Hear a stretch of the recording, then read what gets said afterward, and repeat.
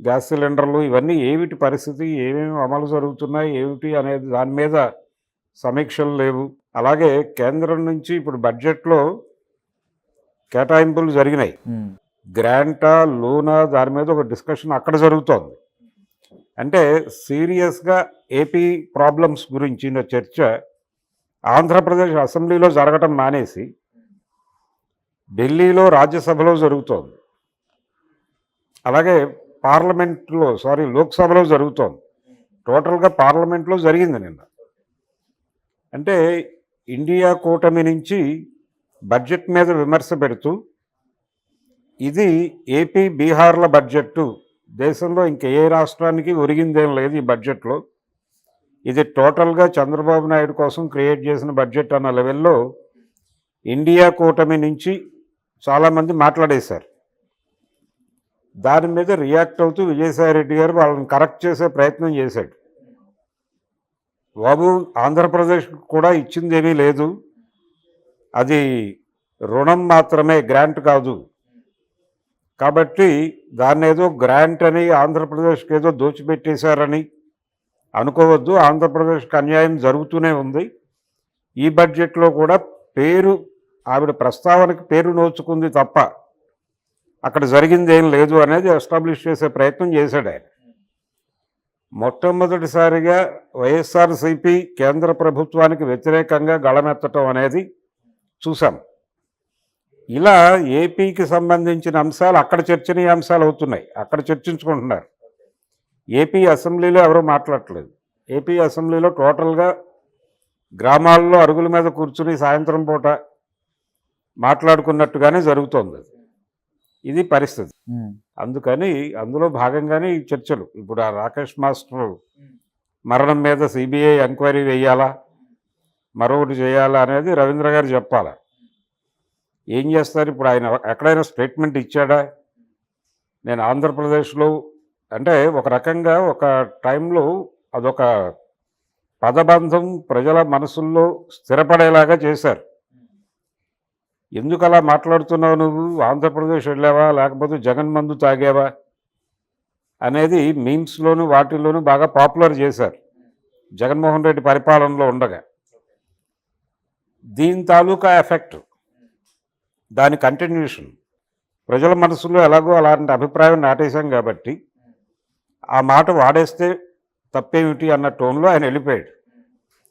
Rakesh master కానీ లేకపోతే మరొకరైనా ఆయన బంధువులు కానీ ఆయన శిష్య పరమాణువులు కానీ ఎవరైనా ఆంధ్రప్రదేశ్లో ఆయన ప్రస్తావించాడు బూమ్ బూమ్ బీరు అని.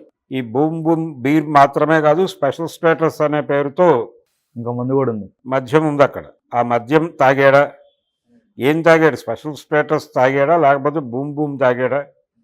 ఏమిటి అనేది ప్రెసిడెంట్ మెడల్ అని ఒకటి ఉంది, అది తాగాడా ఏమిటి అనేది క్లారిటీ ఇవ్వాలి కదా ఆయనకి. ఆయన దగ్గర ఏదైనా ఇన్ఫర్మేషన్ ఉంటే పేపర్, ఏదైనా ఆధారం ఉంటే పేపర్ సబ్మిట్ చేస్తే బాగుంటుంది. లేదు ఇదేదో జోవియల్గా ఒక స్టేట్మెంట్ ఇచ్చేస్తే అలాగా. అలాంటి నిర్ధారణలు ఏమైనా చూపించాడా ఆయన సభ ముందు? ఏమైనా చూపించాడా? మీరేమైనా నోటీస్ చేశారా? ఏం లేదు కదా.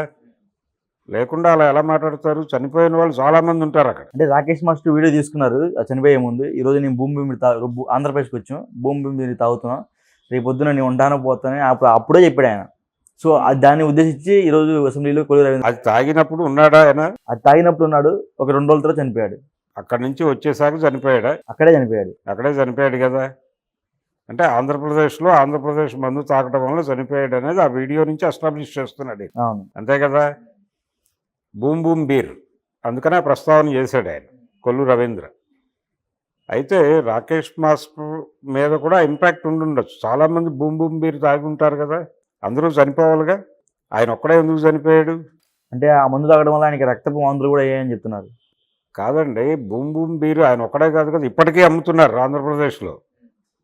ఆంధ్రప్రదేశ్లో ఇప్పటికీ బూమ్ బూమ్ బీరు సరఫరా జరుగుతోంది. ఇప్పటికీ ప్రభుత్వ దుకాణాలే ఉన్నాయి అక్కడ, ప్రభుత్వ సారాయి దుకాణాలు మాత్రమే ఉన్నాయి. ఇంకా చంద్రబాబు గారు హామీ ఇచ్చిన ఇవేం రాలా, షాపులు రాలేదు. ఇంకా పూర్తి స్థాయిలో కింగ్ఫిషర్ ఆల్రెడీ వచ్చేసింది సార్. వచ్చేసిందని చెప్తున్నారు, కానీ చాలా చోట్ల భూమే అమ్ముతున్నారు ఇప్పటికీ. నేను ప్రత్యక్ష సాక్షిని. కాబట్టి భూమి తాగటం వలన ఆయన చనిపోయాడు ఆయన చెప్పుండొచ్చు సరదాగా. అంటే అప్పటికే ప్రచారం ఉంది. నేను చెప్పాను కదా ఇందాక, ఆంధ్రప్రదేశ్ వెళ్ళావా ఇలా మాట్లాడుతున్నావు, జగన్ మందు తాగేవా ఇలా మాట్లాడుతున్నావు అని ఒక వెటకారపు ప్రకటన చాలా చేశారు. అది మీమ్స్లో వచ్చింది. ఎవరైనా కొంచెం సినిమా డైలాగ్ ఏదైనా విపరీతంగా ఉంటే ఇదేదో బూమ్ బీర్ తాగి రాసినట్టు ఉందే డైలాగు, ఇలాంటి కామెంట్స్ కూడా చూసాం మనం. ఇవన్నీ సరదాగా మాట్లాడుకోవడానికి బాగానే ఉంటాయి అరుగుల మీద కూర్చుని. ఇప్పుడు ఆ వీడియో పట్టుకొచ్చి, రాకేష్ మాస్టర్ వీడియో పట్టుకొచ్చి సభలో ప్రస్తావించి దానికి ఒక వాల్యూ ఇస్తున్నారంటే అసలు ఈ total programme designed by TDP అని అర్థమవుతుంది కదా. ఏది ఆ రోజు నుంచి, ఆ రోజున జగన్ని రెడిక్యూల్ చేయటంలో భాగంగా ఈ మీమ్స్ చేయటము ఇవన్నీ ఎక్కడి నుంచి జరిగింది, ఏ సోషల్ మీడియా నెట్వర్క్ నుంచి జరిగింది అంటే తెలుగుదేశం నుంచి జరిగింది అనేది అర్థమవుతుంది ఇప్పుడు ఆయన మాట్లాడిన దాన్ని బట్టి. అంటే వాళ్ళు చేసినటువంటి వీడియోస్, వాళ్ళు వేసినటువంటి ప్రభావంకి వాళ్ళే మురిసిపోతున్నారు ఇప్పుడు. ఈ ప్రభావం వలన కదా మనకి అధికారం వచ్చేసింది అని. ఈ ప్రభావానికంటే కూడా జగన్మోహన్ రెడ్డి స్వయంగా చేసినటువంటి తప్పులు అనేకం ఉన్నాయి. వాటి ప్రభావం వలన అధికారం కోల్పోయాడు ఆయన. అది ఆయనకి ఇప్పటికీ అర్థం కావట్లేదు, అది వేరే గొడవ. కానీ వీళ్ళు ఇప్పటికీ జగన్మోహన్ రెడ్డిని రెడిక్యూల్ చేయటానికి, జగన్మోహన్ రెడ్డి పథకాలను రెడిక్యూల్ చేయటానికి సభా సమయాన్ని వృధా చేయటం మానేసి కొంచెం పరిపాలన మీద దృష్టి పెడితే బెటర్. ఇలాంటి వీడియోలు కావాలంటే చాలా దొరుకుతాయి. ఇప్పుడు రాకేష్ మాస్టర్ వీడియో ఒకటే, దాని మీద డిస్కషన్ జరుగుతుందిగా కాసేపు. ఇప్పుడు అసెంబ్లీ సమావేశం గంటకి ఎంత ఖర్చు అవుతుందో ఒక డేటా ఉంది. దాన్ని ఇలాంటి చర్చలకి ఎందుకు నిరుపయోగం చేస్తున్నారు వీళ్ళు? మద్యం పాలసీ మీద ఆల్రెడీ ఒక శ్వేతపత్రం సమర్పించేశాడు ఆయన, చంద్రబాబు నాయుడు గారు. అక్కడితో ఆగలేదు. ఇది టోటల్గా క్యాష్ ట్రాన్సాక్షన్ జరిగింది, దీని మీద సిబిసిఐడి ఎంక్వైరీ వేస్తున్నాం అన్నాడు. ఇది చాలకపోతే ఎన్ఫోర్స్మెంట్ డైరెక్టరేట్ని కూడా రంగంలోకి దింపుతాను అన్నాడు. అదేదో జరుగుతోంది కదా, మళ్ళీ దానికి ఇవన్నీ జోడింపులు ఎందుకు? ఈ చర్చలు, ఇతర కార్యక్రమాల మీద దృష్టి పెట్టండి, మీరు పరిపాలన మీద దృష్టి పెట్టండి. ఇంకా హనీమూన్ పీరియడ్ అయిపోయింది. మీకు అద్భుతమైన విజయం వచ్చింది. మీరు హాయిగా టోటల్ అసెంబ్లీ అంతా మీ చేతుల్లోకి వచ్చేసింది, పరిపాలన మీ చేతుల్లోకి వచ్చేసింది. వై నాట్ 175 అన్న మనిషి 11కు పరిమితం అయిపోయాడు. అది ఒక 2-3 డేస్ లేకపోతే 10 రోజులు ఆనందపడేటువంటి సెలబ్రేషన్ మూడ్. ఆ తర్వాత మీరు అది వదిలేసి మీ పనిలోకి మీరు వచ్చేయాలి కదా. ఇప్పటికీ ఇంకా అదే కొనసాగిస్తూ దాని గురించే మాట్లాడుకోవటం అంటే మీకు ఇంకా తన్మయావస్థలోంచి బయటికి రాలేదనేది అర్థమవుతుంది. ఇదే కొనసాగితే, ఇది 1 సంవత్సరం పాటు కొనసాగితే పరిపాలన కుంటుపడే ప్రమాదం ఉంది. ఓకే, ఈ విషయం ఆల్రెడీ ఆయనకు అర్థమైంది, చంద్రబాబు నాయుడికి అర్థమైంది, పవన్ కళ్యాణ్కి అర్థమవుతోంది. కొంచెం మనం పరిపాలన మీద దృష్టి పెట్టాల్సిన అవసరం ఉంది అనే విషయం వాళ్ళు ఐడెంటిఫై చేశారు.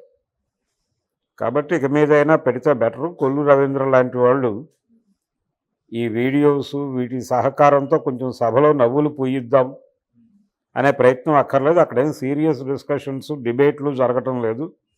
డిబేట్లు చేయడానికి ప్రతిపక్షం లేదు అక్కడ. జగన్మోహన్ రెడ్డి గారు ఇంకా ఢిల్లీ దీని నుంచి చేరుకుని ఇంకా సభ వైపు చూసే పరిస్థితుల్లో లేడు. కేంద్ర బడ్జెట్ మీద కూడా ఆయన ఏం మాట్లాడలేదు. విజయసాయి రెడ్డి మాట్లాడాడు తప్ప, అది కూడా రాజ్యసభలో మాట్లాడాడు తప్ప, విడిగా